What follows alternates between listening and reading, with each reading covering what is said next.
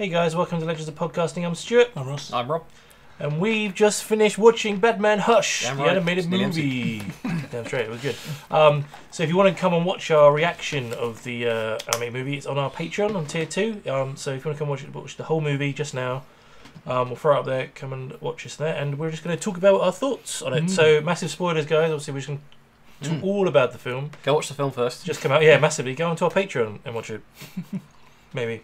I mean, spoiler alert. They changed the story a little bit at the end. A little bit. So yeah. All right, go for an overall view. Do you like it? I do. Yeah, I do. I liked. They sort of kept the style similar to Jim Lee. Yeah, the styles, the costumes, everything were very. Yeah, they had a reason to change the suit he's been wearing all this time up to the one that June. Which I wonder if they'll keep that now. Like they did I think they will with Superman. like the Superman one for the Death Superman story as well. I wonder if they'll change the Wonder Woman one in the New Bloodlines one that's coming out. Maybe, yeah. Pretty sweet. Yeah, to try and modernise them all. Yeah. I thought the story, by the last 20 minutes, the story was pretty spot on. Like, they had to cut out quite a lot because and the order a little bit sort. Sort the order a little bit, but like a lot of the scenes you were like, oh yeah, really good, awesome. Like, and they sort of modernised for a few bits as well, really good. And then the ending. I think I even said in the reaction, I'm just like, if you've never seen, never read the comic, you don't know that Thomas Elliot. Spoilers. Thomas Elliot's the bad guy. Yeah. It's like it's really clever, and then he's actually not the bad guy. No, that's all. He just gets killed. He just got killed. He just totally fucking flipped it around, and I was just like, I can see some people are going to hate it because it's such an iconic story that everyone loves, and they just totally like switched it. But in some ways, I was sitting there going, I wonder when they're going to reveal that Hush is Thomas Elliot or whatever. And it actually wasn't. It was the Riddler. And I was like, fuck, that's actually made me quite shocked. Yeah. And actually got me quite excited. As well. Like, it did annoy me at first, but thinking about it, it's the same thing Marvel did with some of their movies where, like Winter Soldier, if you go into that knowing that Bucky is the Winter Soldier, you're like, what's the surprise going to be? Oh, S.H.I.E.L.D. is Hydra. Fuck me. Okay, they've changed that. So it's a similar kind of twist to that. And I kind of like it a little bit. That you've got the story for the people that come into this brand new, and you've got something for the fans, and you change that to make them surprise them a little bit. And they've made it work in the universe that they've built over the last sort of 5-6 years, whatever it is. Yeah, and even the way they changed it still has the sort of iconic twist of Edward was actually Clayface, where obviously in the comics it's Hush was Jason Todd who was Clayface kind of thing. But most of it, I thought all the character interaction was great. I like the sort of story. They do a lot of the focus on Selina and Bruce in this, which is good building their relationship up quite a bit. Yeah. I say, well, interesting, like you said, when we were watching it, whether they're going to do the wedding storyline that's come out recently. They ended it roughly the same way they do in the comics, where she realises that he's too dedicated to his cause to become a good match. But then they set enough of it up that I think they could progress into that. Because they even said at the end, maybe in the future. So you're like, well, it's they could setting the seed if they want to do it. Yeah, definitely. Yeah. I love Nightwing in it. I thought he was great. Yeah. The comedy in it was really good, actually. Especially him. He was brilliant. He was great, and you got Damien popping up for a brief one-line cameo as well. Telling his father about protection. He doesn't approve. If you use protection, Damien wouldn't be born. So count it yourself, mate. Fair point. I love the fact he even called his mother about it. Yeah, he did. yeah. But I say like when they had they even had extra scenes in it. So the whole bit of like Harley showing up at the opera, and Joker obviously going up there. They actually gave a little bit of backstory to that. Where in the comics it's just sort of she's there, then Joker's obviously in the street with in the back alley with Thomas Elliot. You have no idea why that happened. They actually did a little detective part of it. Yeah, I'm sure I quite enjoyed that as well. I think it works well for what it would have done. I don't know if you'd have gotten better if you'd have done like a Death of Superman and divided it into 2 movies and put a bit more of the content in. It did, like you said, I was really enjoying it, like the first 3/4 of the movie, because it was basically the comic was playing out. Yeah, just. But then right at the end, it went straight to an endgame. And I don't think you could have done like part 2 with more of the stuff from the comics leading up, more intrigue, more of the villains involved. Yeah, you could do. I mean, it's trying to split into part 2. Where would you cut it? Well, the whole premise behind the 12-issue series was they were stringing out the identity of Hush right to the end, so you never figured out who it was. Yeah. Mate, I'd love to have 2 Hush movies because that's more Hush. So that would be great. But it'd be interesting. I'm just sour because I didn't put my favourite scene in. The graveyard scene. The graveyard scene where it's they did Hush's own masters, quote unquote, Jason Todd, which then is revealed to be Clayface. But the deduction that Bruce does while he's fighting that version of Clayface. Yeah, because he copies Nightwing's moves, doesn't he? Yeah. No, I agree. Yeah. That is an awesome moment, and it's a shame it wasn't in the film. But other than that, I mean, is there any other awesome moments in the comic that weren't in the movie? I can't think of any. Well, they changed Bane, didn't they? From Killer Croc. Yeah. Have they set Bane up in that universe? No, that was the first time. Like that was pretty much all the villains for their first. Yeah, because we had Killer Croc in Batman and Son, didn't we? So maybe that's why I didn't want to use it. Yeah. I feel like that's why they didn't put Jason Todd in, because they would have done a movie kind of based around him. I don't know, because we haven't seen him in this universe. No, so they were he's never even been mentioned, has he? Yeah, so I feel like neither's Tim. Yeah, so I feel like that's why they didn't do it. It went straight from Dick to Damien. Yeah. So it started with Batman and Son, didn't it? Yeah. Yes. Yeah. And it was literally like you were the first Robin, and like, I'm going to be the next kind of thing. So they've totally bypassed Jason. And I think that's why they didn't do it. So it kind of does make sense. Yeah. Although we got Batgirl in this. So true. Yeah. Instead of Huntress, that was quite cool. Yeah, because they only teased at the end of Bad Blood, didn't they? Yes. A post-credit scene. Yes. And then she's already part. It didn't. She sort of said, "Cat was like, take care of your boss," and she's like, "Oh." So I don't know if she's in the circle yet, or she's still. Well, she knew who Alfred was because she rang it. Yeah. So she kind of was in. Well, she must be in on the secret identity thing, but it's probably a bit like because she was like, "You guys have got a plan." Yeah, let's go right off that car. Yeah. Well, I think the hospital. Yeah, so they're like, "Well, it's sick. You guys already have a plan for this. Yeah. It's a contingency plan just in case he ever gets injured." It's like, right off that car. Fairly new. But I'm glad they put her in the costume that she had from the recent redesign because I like that one. Yeah, it's quite good. Yes, yeah, but say bar that one, all the other comics are very much pretty close to the comic. Yeah, even like Catwoman's armor was really good. Riddler. Harley's was pretty similar, apart from the sleep bits with it. Bar that bit missing. But I think they even comment on that, don't they? Like Catwoman says, like, the gist of thing's so 90s or whatever. Yes. Which I thought was pretty cool. Yeah. The other thing was, I need to try and find out who the actor was, but the actor who played Joker was like really. I mean, I'm just used to Mark Hamill, I guess, and Troy Baker. Troy Baker, the other but the voice of the Joker was really strange. There is Jason Spizak. No idea. I recognise the name. No idea it is. Yeah, it's just a bit of a strange one. Why he was so far. It sounded strange to me. And also Harley as well. Harley's voice sounded really familiar. Wasn't the one that did? I think the Harley voice was the same one that was in the Suicide Squad. I was thinking. I was thinking. I can't remember if Joker was in that. I don't think he was. No, he was in the Salt and Arkham, wasn't he? Yeah. Yeah. But I'm pretty impressed with it. It's another good one to add to the collection of movies. Just I would like to see some payoff from the League of Assassins bit as well, because at the end where he's talking about all the villains are now going to come after you because they think they want to what you know. I'm not scared of them. It's like right at the start, Lady Shiva turns up.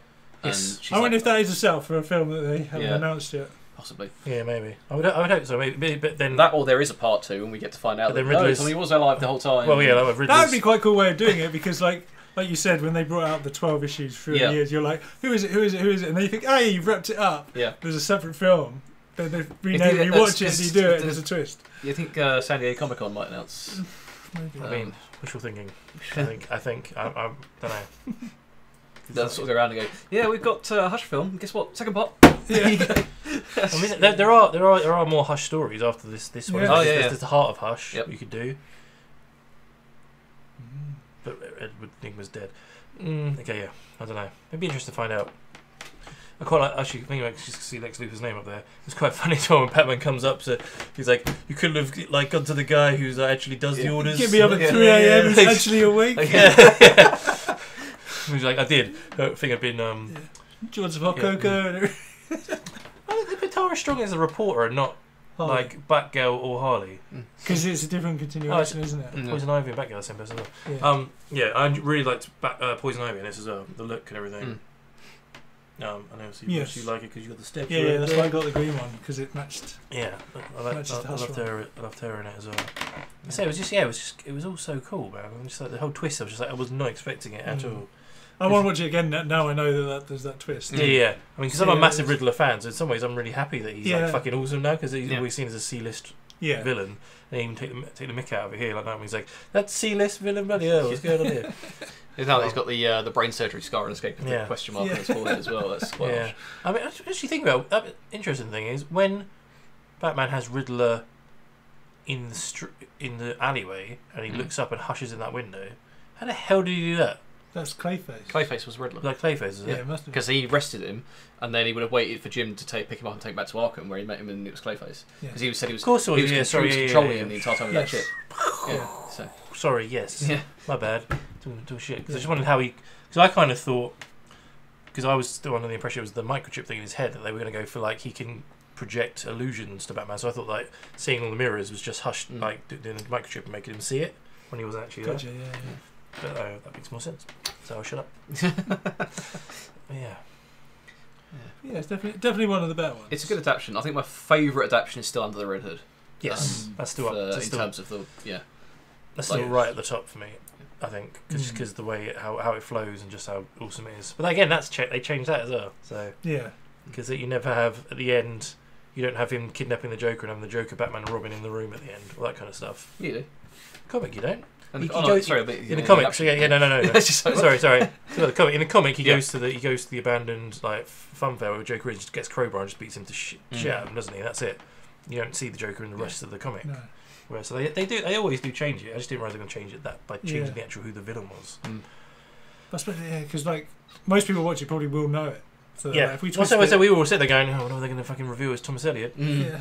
And I was like, "Nope, yeah, it's not." That's why. Good little rug pull there. It was, yeah. No, I said the more I think about it, the more I actually quite like it. All the plot beats were there. There's just a few things they've changed, obviously, to make it more. Well, yeah, look how big the comic is. It would have been like a 2-hour movie, like 2.5-hour movie if they went to fit the whole thing in. I think it did maybe. I guess you don't need it because Thomas Elliot wasn't the bad guy, but having all the flashbacks of them as kids was like really cool stuff in the comic. I always enjoyed that part of the comic. It was Tommy's like psychopathic motivation for doing it as yeah, well. exactly. Like, yeah. You died and inherited all your parents' wealth, so I wanted that, so I killed my parents, but they didn't give it to me. Yeah, exactly. So I hated you for what you got. And it's like, holy shit, dude. I guess you don't need that because he's not the bad guy, so it makes sense to have it in there. Yeah. But like the whole universe they've set up from War, it's pretty cool now. Yeah, it's a lot of. I think.